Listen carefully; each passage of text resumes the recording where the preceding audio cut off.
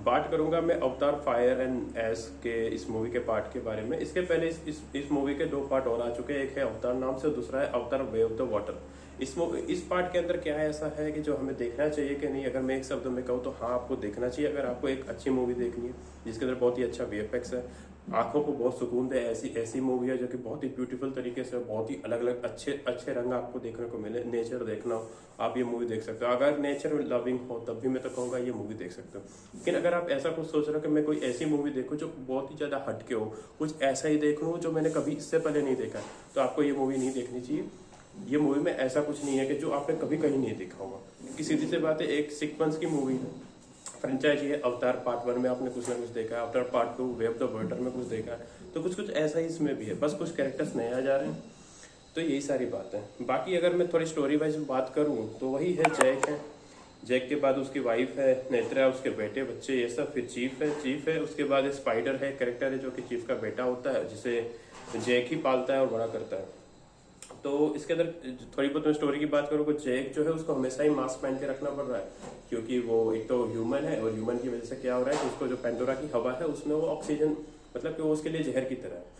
तो उसकी वजह से उसको कुछ दिक्कतें भी हो रही है कि उसको हमेशा बैटरी चार्ज करके रखनी पड़ रही है या ऑक्सीजन के बॉटल के यूज करना पड़ रहा है। दूसरा यह है कि जो पेंडोरा के ट्राइब के जो लोग हैं उस पर ज्यादा ट्रस्ट नहीं कर रहे हैं, क्योंकि सीधी सी बात है, ह्यूमन है और ह्यूमन के साथ ही वो सब लड़ रहे हैं, तो ट्रस्ट करने का थोड़ा सा पॉइंट भी नहीं बनता। तो एक ये चीज है। फिर जैक के जो बच्चे हैं, अब सीधी सी बात है, वो सारे के टीनेजर हैं, तो टीनेजर वाली हरकतें कर रहे हैं। जैक का जो बेटा है वो थोड़ा रेबेलियस माइंड का है कि हमें इंसानों से लड़ाई करनी चाहिए, ये सब करना चाहिए, वो सब भी एक पॉइंट है जो हो रहा है, और जो खुद को साबित करने की कोशिश करता है। बाकी ये भी है कि जैक के बेटे को एक ये भी पॉइंट है कि उसको ये भी लगता है कि मेरी वजह से मेरा भाई मरा, अगर मैंने अपने पिताजी की बातें प्रॉपर तरीके से मानी होती और सब कुछ सही तरीके से किया होता तो मेरे भाई की मौत नहीं होती। तो ये भी एक पॉइंट है। उसके बाद किया का भी एक पॉइंट है कि जो किया है ना, उसको ये चीज के बारे में पता चलता है कि वो जैक की इमीडिएट, मतलब कि बायोलॉजिकल डॉटर नहीं है, जब उसको अडॉप्ट किया गया, उसको ये सारी सच्चाई पता चलती है। उसके बाद उसको वो सपने भी आते हैं कि जिसमें वो आइवा से बात करने की कोशिश करती है, उनसे कनेक्ट करने की कोशिश करती है, और ये सब भी एक पॉइंट होता है। और उसको भी कुछ शक्तियां मिलती है जिसका वो इस्तेमाल करती है इस मूवी के अंदर, जो एक अच्छा पॉइंट है जो आपको देखना पड़ेगा। आप देखिए इसको। उसके बाद एक नेगेटिव पॉइंट है इस पूरी स्टोरी के अंदर जो मुझे लगा, हो सकता है सबको ना लगा, वो पॉइंट ये है कि जो फायर ऑन एस का जो ट्राइब है ना, उसके बारे में उतना नहीं बताया गया, मतलब उतना डीप में नहीं गया गया। अगर ये थोड़ा और ज्यादा डीप में जाता है, जैसे पार्ट 1 के अंदर जैसे कि पेंडोरा के लोगों के बारे में बताया गया, उसके बाद पार्ट 2 के अंदर जो ट्राइब थी जो कि समुद्र के किनारे रही थी, उनके बारे में इतना सब कुछ बताया गया कि कैसे उनके बिलीफ सिस्टम है, किस तरीके से वो नेचर के साथ कनेक्ट होते हैं, कैसे वो समुद्र के जो अलग अलग स्पीसीज है उनके साथ कनेक्ट होते हैं, कैसे वो तुलगुट के साथ कनेक्ट होते हैं, कैसे क्या क्या काम होता है। अगर इसी तरीके से उन्होंने अगर एस पीपल के बारे में थोड़ा और डिटेलिंग में बताया होता कि कैसे फायर लगा, कैसे उन्होंने फिर माएवा के साथ उनका क्या कनेक्शन पहले था, कितना बिलीफ सिस्टम था, फिर क्या क्या हुआ, कि कैसे वो उस चीज से बेटरेट हो गया, अगर ये सब चीज को थोड़ा और ज्यादा डिटेल से बताया होता ना, तो मुझे लगता है ये मूवी और ज्यादा बेहतर बन के आती।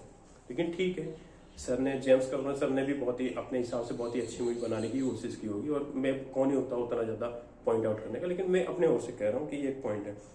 बाकी वीएफएक्स अगर आप देखें तो बस वर्ल्ड क्लास वीएफएक्स है। उसके बाद समथिंग कुछ बहुत ही ज्यादा नया देखना है तो मैं कहूँगा थोड़ा बहुत है, बहुत ज्यादा नहीं, मतलब आउट ऑफ द बॉक्स कुछ नया नहीं आ रहा है, क्योंकि पार्ट 1 पार्ट 2 में जो ऐसा आपने देखा है वही सब इसमें भी है।